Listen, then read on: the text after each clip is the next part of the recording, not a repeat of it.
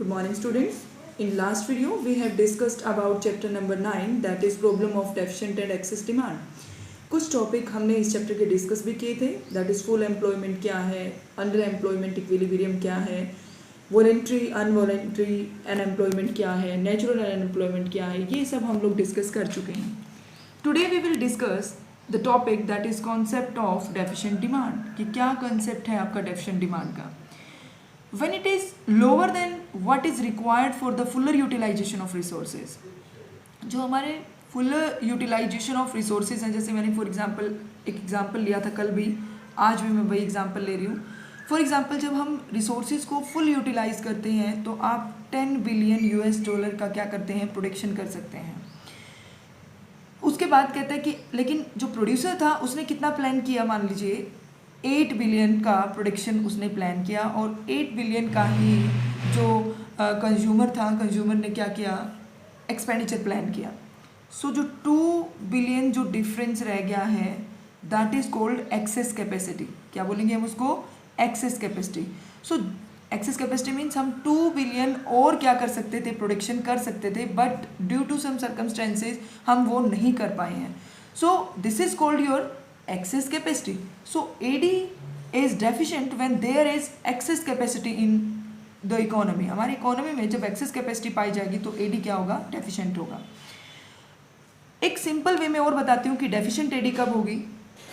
AD जब आपकी कम है एग्रीगेट सप्लाई से, और यू कैन से AD is less than aggregate supply corresponding to full employment level. Full employment level पे जब आपकी AD कम है AS से तो that is called your deficient demand. Now how we can measure deficient demand. For example on OX axis income और GDP is shown, on OY axis AD is shown. This is your income line जिसको हम 45 degree line भी बोल सकते हैं. ये आपकी क्या है, इनकम लाइन है, और we can say AS line. Blue pen से जो आपको लाइन दिख रही है that is ADF. ADF means full employment. Full employment पे आपकी डिमांड कितनी थी, ये आपकी जो लाइन है that is full employment.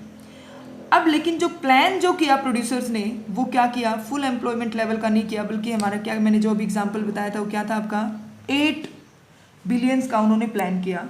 So obviously आपकी जो AD है जो है वो क्या बनेगी, आपकी इससे नीचे बनेगी. ये ग्रीन पेन से जो लाइन दिख रही है that is ADP, that is planned AD. सो दोनों में जो डिफरेंस है, यहाँ पे हमारा क्या था, इक्विलिब्रियम था, जहाँ पे इनकम और यू कैन से AS और AD जहाँ पे इक्वल थे, इक्विलिब्रियम था. So difference between ADF and ADP, ये बीच में जो पॉइंट आपका जो आया that is called your deficient demand. ये जो डिफरेंस है ये क्या होगा, आपका डेफिशिएंट डिमांड होगा. सो by using this we can measure deficient demand. Now the next topic is causes of deficient demand. Deficient demand के क्या क्या cause हैं ये हम 2 सेक्टर इकोनॉमी और 4 सेक्टर इकोनॉमी में डिस्कस करेंगे. 2 सेक्टर इकोनॉमी हम लोगों ने लास्ट चैप्टर में बहुत डिटेल में डिस्कस किया कि AD के आपके 2 कंपोनेंट होते हैं. कौन कौन से, एक कंजम्पशन और एक आपका क्या होता है आपका, एक आपका हाउस होल्ड होता है और दूसरा कौन होता है आपका, प्रोड्यूसर होता है. हाउस होल्ड क्या करता है, कंजम्पशन एक्सपेंडिचर, और प्रोड्यूसर क्या करता था, इन्वेस्टमेंट एक्सपेंडिचर. वही हम पढ़ेंगे. डेफिशिएंट AD आपकी कब होगी, अगर आपका प्राइवेट कंजम्पशन एक्सपेंडिचर क्या हो जाए, रिड्यूस, यानी कि C अगर कम हो जाए. C कम होने का मतलब क्या है कि आपकी प्रोपेंसिटी टू कंज्यूम कम हो गई है, और या फिर यू कैन से कि आप सेविंग्स ज़्यादा करने लग गए हो, तो उस केस में आपका क्या हो गया, कंजम्पशन ही कम करोगे तो आपकी डिमांड भी क्या हो जाएगी, कम हो जाएगी. Next, reduction in private investment expenditure. Investment कौन करता है, प्रोड्यूसर करता है, और प्रोड्यूसर इन्वेस्टमेंट एक्सपेंडिचर कम कब करेगा, जब उसको लगता है कि पुअर बिजनेस एक्सपेक्टेशन है. पुअर बिजनेस एक्सपेक्टेशन मीन्स कि उसको लगता है कि आगे जो है आपका बिजनेस जो है ये आपका इतना प्रॉफिटेबल नहीं रहेगा, तो उस केस में वो क्या करेगा, इन्वेस्टमेंट भी बिजनेस में क्या करता है, कम करता है. 2015-16 में मार्केट में ये एक सिचुएशन आई थी जब आपका इन्वेस्टमेंट एक्सपेंडिचर क्या हुआ था, कम हुआ था. तो इन्वेस्टमेंट एक्सपेंडिचर कम होने की वजह से भी हमारी AD क्या हो जाती है, कम हो जाती है. Next we will talk about 4 sector open economy. Open economy हम लोगों ने पहले भी डिस्कस की है. कौन सी इकोनॉमी होती है, जो इकोनॉमी आउटसाइड वर्ल्ड के साथ जो ट्रांजेक्शन करती है उसको हम क्या बोलते हैं, ओपन इकोनॉमी बोलते हैं.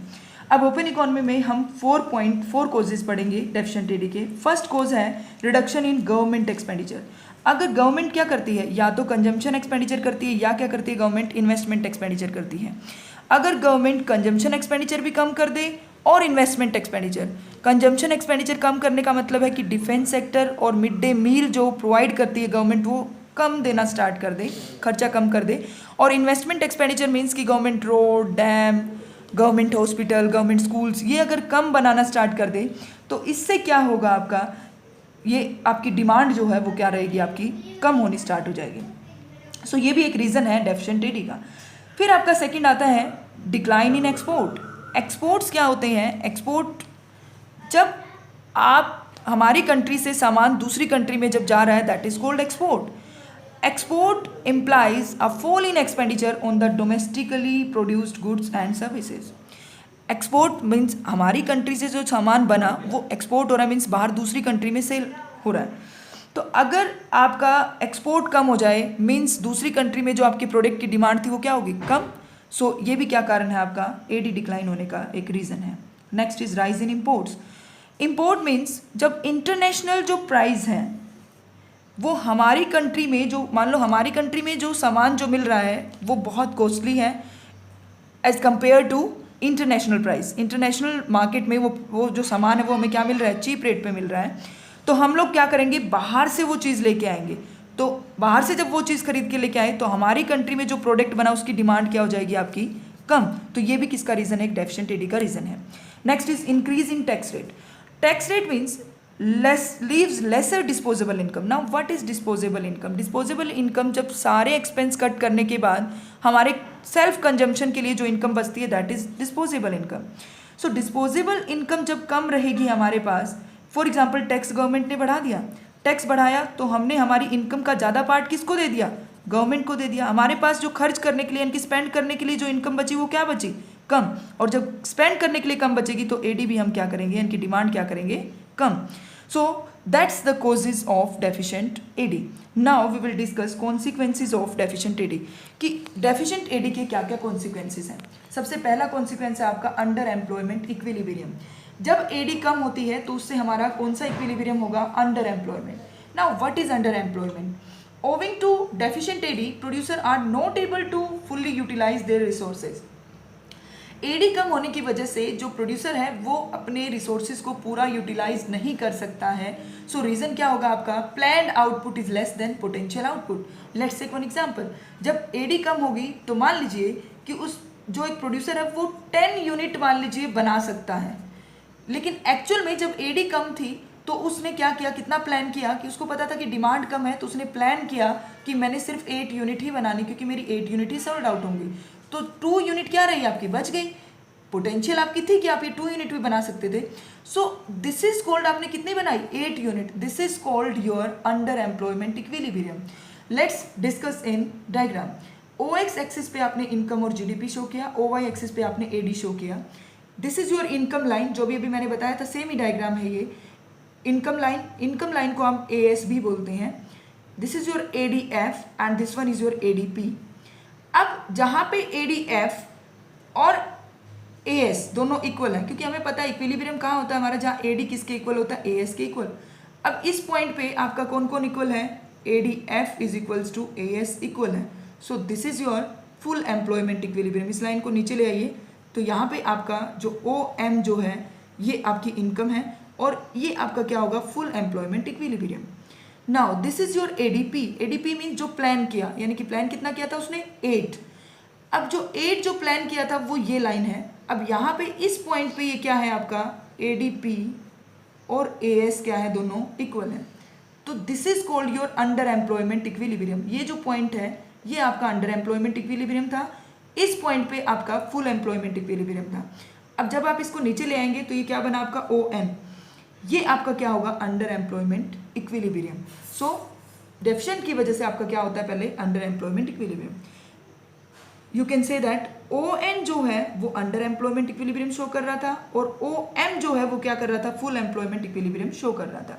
सो O M is more than O N. Next is deflationary gap.